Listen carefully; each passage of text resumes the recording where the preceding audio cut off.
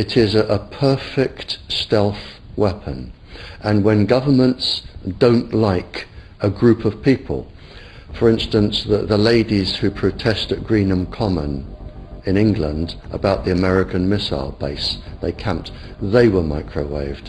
We microwaved Catholics in Northern Ireland to make them sick. It goes on all over the world, and it's a weapon that you don't know you're being targeted, because the dose is very, very low, which is actually more dangerous than a high dose.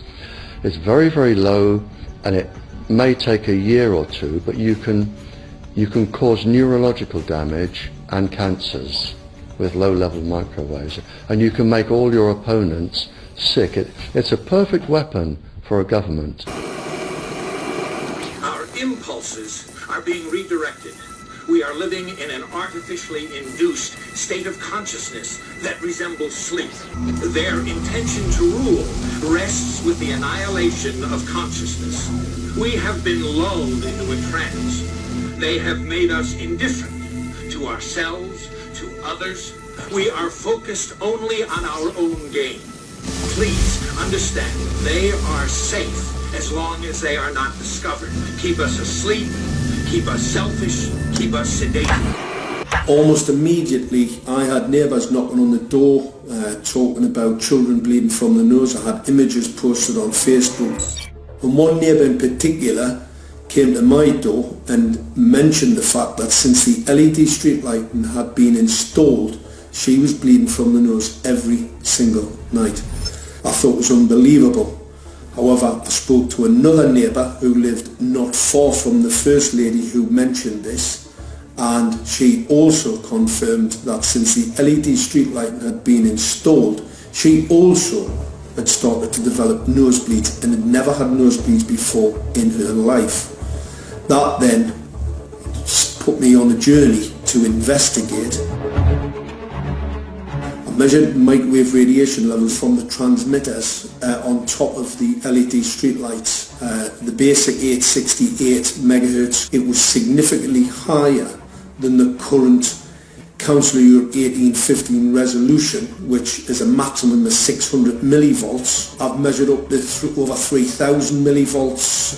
5 to 6 times higher than the guidelines. Significantly higher than the current Council of Europe 1815 resolution, which states that 200 millivolts should be the maximum. The Bioinitiative report states that it should be significantly less than that. So we've got the Council of Europe, that's, you know, the international criminal courts are stating that, you know, the learned judges have said that 200 millivolts, and I'm measuring in bedrooms in Gateshead minimum 600 and up to 4,000. Does this mean that in 2020, 2021, when 5G is destined to roll out globally, that you're going to get those kind of readings everywhere all the time? Everywhere all the time. Worse than that? Worse than that. Yes, 5G will connect the Internet of everything. If something can be connected, it will be connected in the 5G world. Hundreds of billions of microchips connected in products from pill bottles to plant waterers, requiring massive deployment of small cells. We won't wait for the standards. Now, to make this work, the 5G build-out is going to be very infrastructure intensive. We must reject the notion that the 5G future will be the sole provenance of urban areas. The 5G revolution will touch all corners, and that's damn important. The interconnected world of the future will be the result of decisions we must make today.